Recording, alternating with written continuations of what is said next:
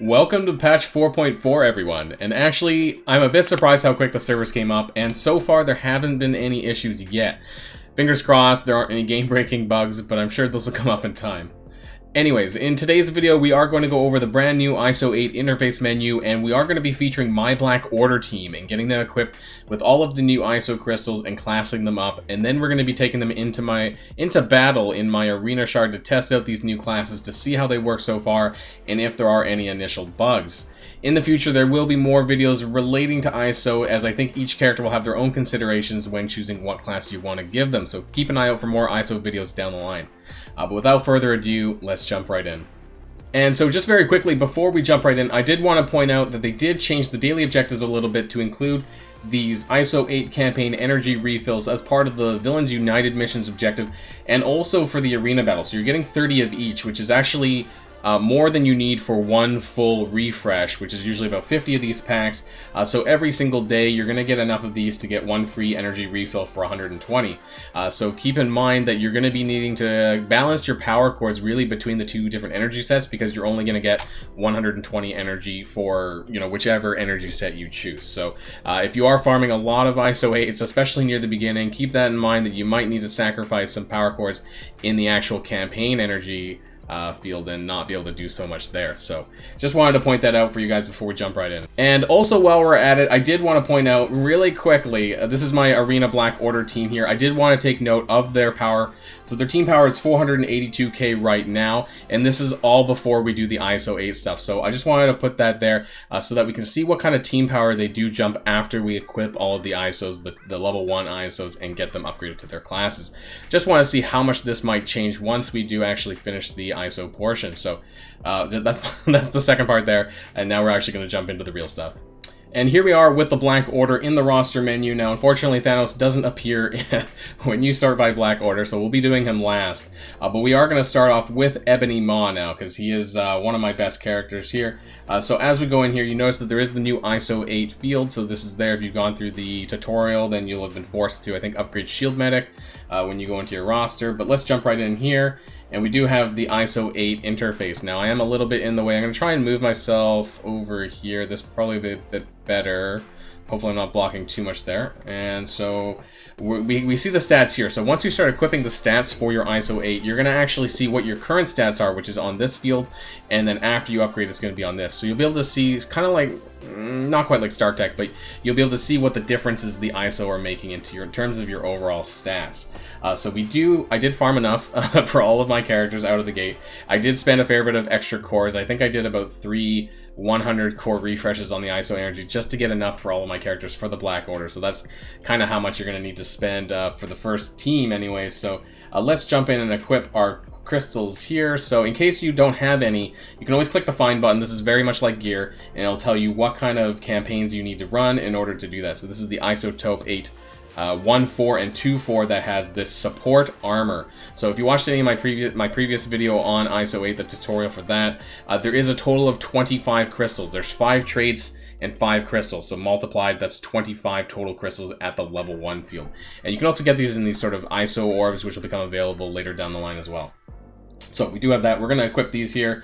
We have one each for the support, which I managed to farm. So you're getting a 2% resist, 2% armor, 2% resist at the level 1. So equipping all this, you can see as my power goes up very slightly. And then once I equip all of these, then we'll be able to choose a class. And for Ebony Maw, I think I'm going to start at the healer. Now, he doesn't actually have raw healing, like a flat healing ability other than his ult, but so we can take a view of this, and it will say that this is what you get at level 1. So you get 5% active healing. Now, I don't think this active healing portion really is going to impact him that much, because I think, as far as I'm aware, active healing really only matters for abilities like Shuri's Heal, where it's like a flat amount, I believe. Now, if I'm wrong, you know, if this counts for other things, but I believe that's the interpretation that I got when I read all the stuff about this. And then on turn, apply minor regeneration to the lowest health ally. So this is what we're going to choose for Ebony Maw. The other ones, I'm really wanting to get level 3 healer, because that'll give the lowest health ally for 5% of this character's max health. Other choices that maybe you might want to consider is the Fortifier, potentially. You do on spawn get barrier for 10,000, and that could help his survivability a little bit if he's lacking. But other than that, I don't think you're going to want to go with any of the damage ones. So Striker, Skirmisher, and Raider, those are all sort of damage type ISOs, and I think ISO classes, and I think you're going to want to start with either the Fortifier or the Healer. But what's really great though is that when you equip it, you can actually change your classes at will for any of the level 1 classes. So we'll see that as we go in here. So we're going to equip the Healer class to Ebony Maw here, and we get this cool little cutscene, and he gets upgraded. And we do get that, so that's what we get there, and a little bit of a power increase that might be related to the ability that they get here. So, and then as I'll show you here, you can actually swap at will, as far as I'm aware here. So you can, I'll just do this one quick here, so I can skip that, so I can upgrade to the Fortifier class at will. So at level 1, you can change to any of them, which is great. Hopefully it doesn't cost me anything to go back. It does not, so we can do that and jump back to Healer. So we're going to keep him at the Healer for the moment. I'm interested to see what the minor regeneration does and how much that's actually going to heal. So let's go on to our next character, and we did get an overall increase of that, and so we go back into the menu here, and this is so far the stat boost that I'm getting from my level 1 crystals for Ebony Maw. So it looks like on the level of maybe about, well, it should be about 2% actually in all the stats. So that's where we're sitting at currently. Now I don't have any tier 2, I believe. I don't think I have anything here for the support character, so we're going to move on to the next Black Order member, who's going to be Proxima Midnight here. And so we do have the ISO-8 wheel again, of course, and we're going to be upgrading here. So we do have one of each. It took me a little bit of energy in order to get these crystals, to farm them, to make sure I had enough. Some of them I got a bit luckier than others. Like here I do have 3 controller focuses, but we're going to have to start, I think. Well, actually, can I jump straight to 2, I wonder? I might be able to do this. So if we fuse here, and so as long as I have 2, that should be okay as well. So we can spend 1,000 of these ions to fuse it and equip the level 2. Did I screw that up? I hope I didn't screw that up. Oh no, I think I do have that equipped. Okay, so that's good. So we can fuse and get that here for the controller damage. So I do have all 2. So I have level 2 damage controller, level 2 focus, and then level 1 for everything else. So that'll still allow me to upgrade my class, thankfully. I didn't screw that up. So for Proxima Midnight, what I'm thinking of is I'm thinking of Skirmisher, because I think that you're going to want to have faster characters as Skirmishers by applying more vulnerabilities. So the faster they are, the more vulnerables they can apply. And that's what I'm going to start off with Proxima Midnight. So on primary hit, apply vulnerable to primary target. So we're going to start with that. Give Proxima the upgrade to the Skirmisher class, and then we can go back again to check what kind of stat boost we got from when we go back out of this. And so as you see, I did get actually a tier 2 controller damage piece in there, so I am getting a little bit more damage boost than I would have normally, so that's pretty good. I mean, she's not a huge heavy hitter, but I'll take whatever stat increases I can take, because this is essentially like Stark Tech with abilities. That's kind of how I would frame ISO-8 in that way, is Stark Tech with abilities, in terms of the overall stat increases. So, let's jump over to Cull Obsidian, who is next. Now, Cull Obsidian is a protector, and so is Thanos, so luckily I had to farm two of these level 1s just to make sure I had enough for everyone, so make sure I do that. And we have 2 of each, so I'm not screwing Thanos out of an upgrade. We do have 3 of these, but I can't upgrade yet, because if I do that, I won't have enough for Thanos, so I just have to equip the level 1s for now, and make sure I do that.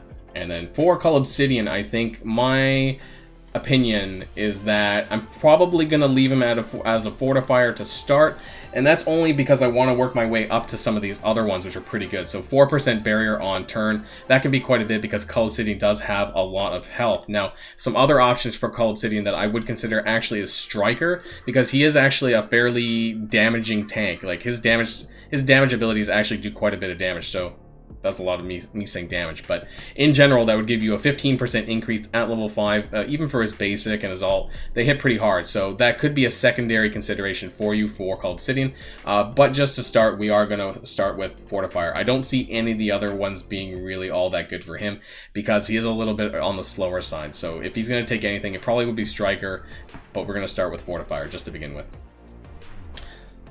And we're going to skip this because we've seen all the level up animations here, but it's kind of neat. So he's going to hopefully on spawn bury yourself for 10,000 when we do the match later, and then we can see the damage increase, the stat increases as well. Now it says we can upgrade to level 2. I guess does it just fuse your existing one? So you might just need your existing ISO plus 2 more to fuse up, it looks like. But again, we can't do that because then that'll mess up Thanos later. So this is the stat increases, the 2% that we're getting just right now. So hey, you know, any stat increases is good. So let's jump over, and also it tells you if you can upgrade as well, which is nice. So here, both on this menu and here, if it has a green plus next to the character, that means you have ISOs available to actually put into them. So jumping over to Corvus Glaive here, we're going to do the same thing, and we're going to, it looks like we have 2. I don't know if this is Brawler ISOs, so I don't know how many of these I have.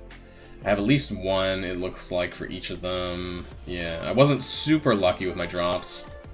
So we do have enough there. And then what we're going to do for Corvus, and I thought about this some, I'm going to be giving him the Raider tag. Now, this allows critical hits to apply more frequently. So on crit, apply +1 vulnerable up to a maximum of 3. Now, this is different than what the Skirmisher says. So this is on primary hit, apply vulnerable to primary target. So as far as I'm aware, when you're a Skirmisher, you can only have 1 vulnerable, like 1 stack of vulnerable. Whereas if you're a Raider, you can actually have up to 3, but it's based on your crit, so you're only going to apply it to crit. So you're going to want to give this to characters that crit more frequently. Now, I don't know the whole list of characters that crit frequently, but I think Corvus Glaive, Bullseye, maybe some of the Marks as well, you know, who have a higher crit chance in general, you're going to want to do that. This actually gives you a flat 15% crit chance increase at level 1, which is pretty good, up to a maximum of 25. So any characters that have enhanced crit chance already, you're going to want to apply the Raider tag for them. So we're going to do that for here. We do get 15% extra crit, and we can, hopefully if we crit anyone in our arena match, that we're going to be able to apply extra stacks of vulnerability. So we're going to do that. Again, we're going to skip the animation here, and we have that, so that's great. And we can see our power increase here when we go back, again, as per usual. So now we're going to go and find Thanos in my roster. It should be somewhere at the top because he's my strongest character here. And we'll do the exact same thing to him. And so we have just enough because of Cull Obsidian that we can equip each of these as well. Unfortunately, there's not an equip all button, but, you know, I don't think it might screw up because, you know, there's different levels of ISOs and things like that. So we're going to upgrade this. Now for Thanos, I'm actually going to give him the Striker class, because the reason of this is that I'm thinking of empowered Thanos in mind, not necessarily regular Thanos. So for this, he's going to get, by level 5, a total of 15% damage, and empowered Thanos hits like a truck. So I just want him to hit like a truck even more than he already does. And he's going to take advantage of these vulnerable status effects as well by making a follow-up ISO bonus attack. So we're going to need to see in battle how this actually plays out. For the turn order for Black Order, it's not going to happen on turn 1, but probably after Proxima or Corvus or someone can land vulnerability on the rest of the team, that we'll be able to see what the actual ISO bonus attack looks like. So, and he gets a flat 5% damage increase as well. So we're going to start with this. We're going to equip the Striker tag. I think that's what I'm going to carry forward with my team. I think this is largely what I'm going to do with the Black Order. I feel it seems pretty good, and I just wanted to explain my reasonings for each of the characters as to why I think that you should do that class. Now, for Thanos, I think there is an alternative to, you could actually consider Fortifier as well, you know, because he has a very high health pool. So in terms of the barrier on turn, you are going to get a lot of that as barrier too. So I would say the top 2 choices for Thanos would be Striker and Fortifier. Wouldn't really consider any of the others because he doesn't have enhanced crit as far as I'm aware. And Skirmisher, I think you want to leave to the faster characters so that they can apply vulnerability more frequently, and Healer, I don't really think you should.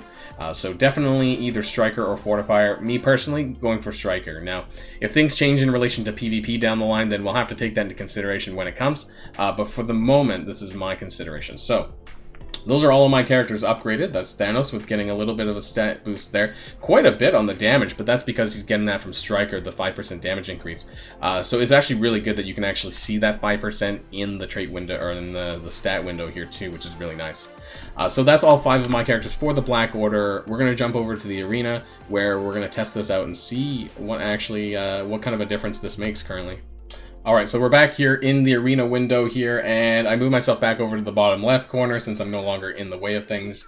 And I did want to see what kind of power difference that made to my overall team power. So it looks like it didn't actually improve it a lot. Maybe about 6,000, 5,000. I believe we were sitting at 487 if I'm not mistaken. I'd have to go back and look over that again. So overall, it didn't change the team power a whole lot, but what it did do is obviously it improved Thanos' power a little bit, his damage particularly, and it gave the class bonuses to everyone. So now you can see the icons next to the characters, which is pretty cool. So I'll have to remember off the top of my head. I mean, I know which ones I gave them, but if I saw this, I probably wouldn't remember necessarily, other than the healer one, which has a plus on it. And this sort of looks like a shield, but the other three I probably won't remember off the top of my head. So let's jump into a battle, though. I am ranked number 3, so there's only a few different characters that I can play. I don't know if I don't want to go straight to number 1 because I don't want to be a target. So let's go into number 2. Now it is a punch down. My arena chart is basically like this. The highest Black Order currently is about 510k. So let's jump into this battle, and we'll get to see. I'll play this on probably 2 times, because I just want to see things, how they play out, and I also want to see what kind of differences this makes. So, and we're downloading assets, apparently, because of BlueStacks, and there is no download all asset button, so hopefully it doesn't take too long to load up.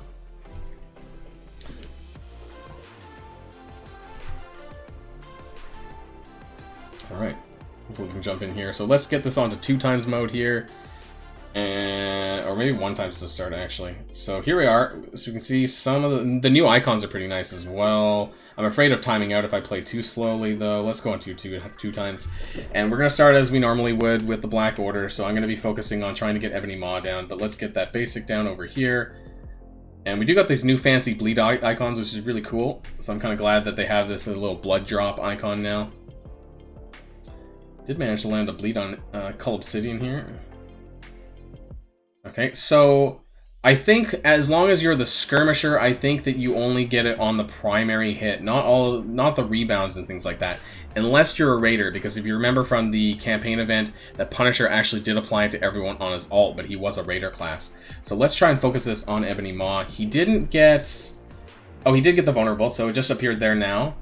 Now, it doesn't flip. So it's not a negative status effect. As you notice, it's a purple icon. So it actually is permanent until it gets used up.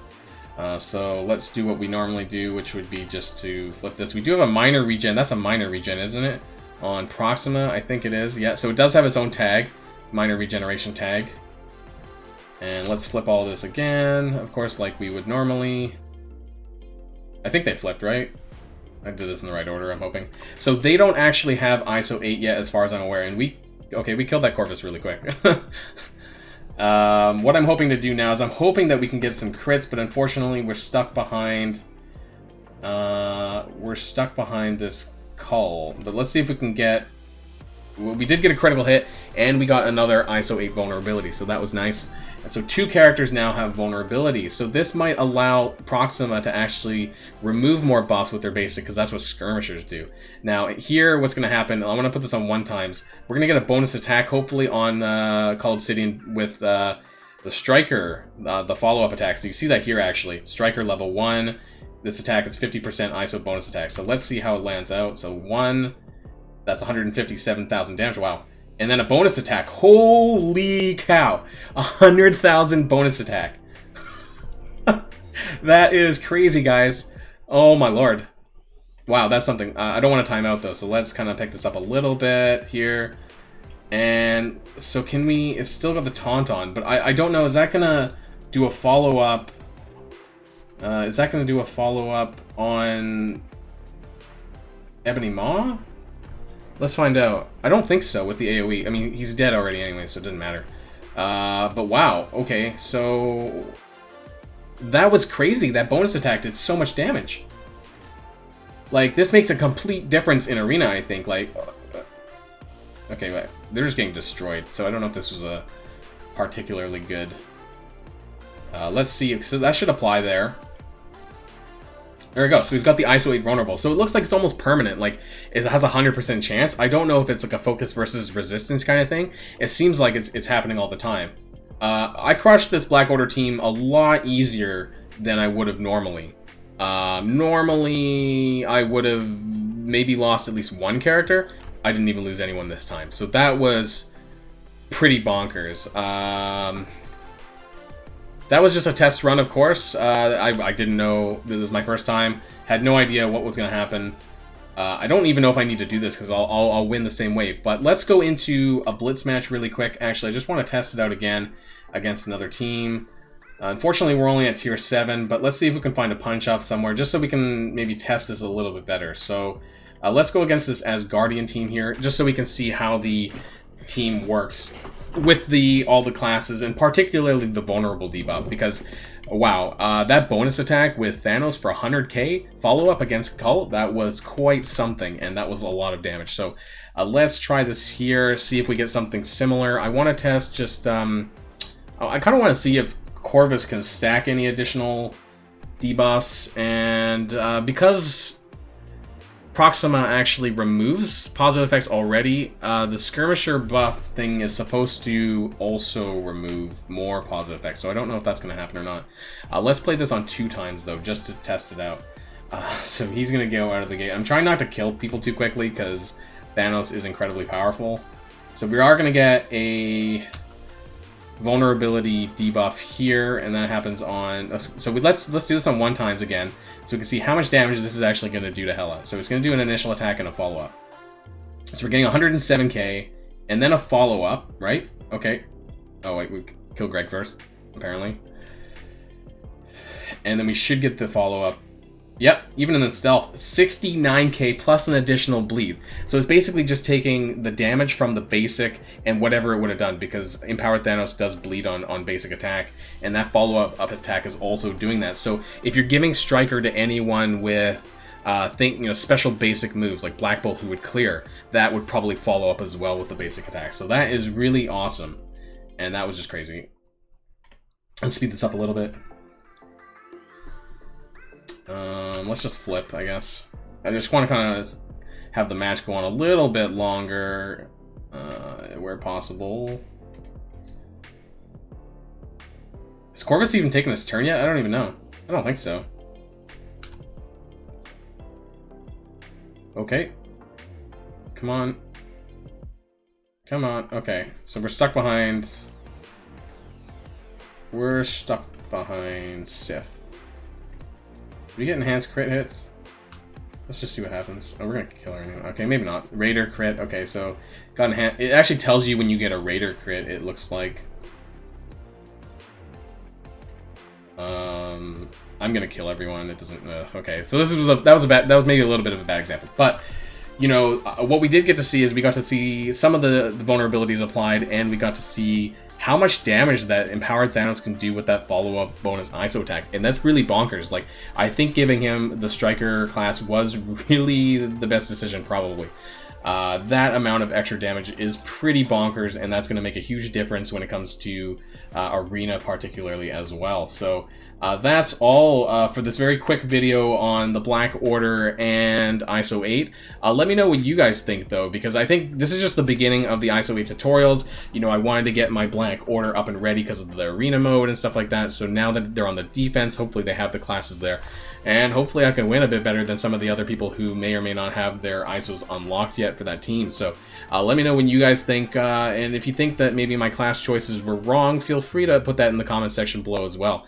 Looking forward to seeing more ISO-8 related stuff, and as I farm more crystals for my team, both for the Black Order and just in general, we'll get to see how that develops as well. But so far it's looking pretty frightening, and frightening maybe in a good way, and there's lots of other things that I still need to figure out, and so I'll be working on that in the days and the weeks to come. So thanks everyone for watching, and of course if you enjoyed my video, please smash that like button down below, and consider subscribing to my channel if you haven't already. And until next time guys, stay safe, and I'll see y'all later.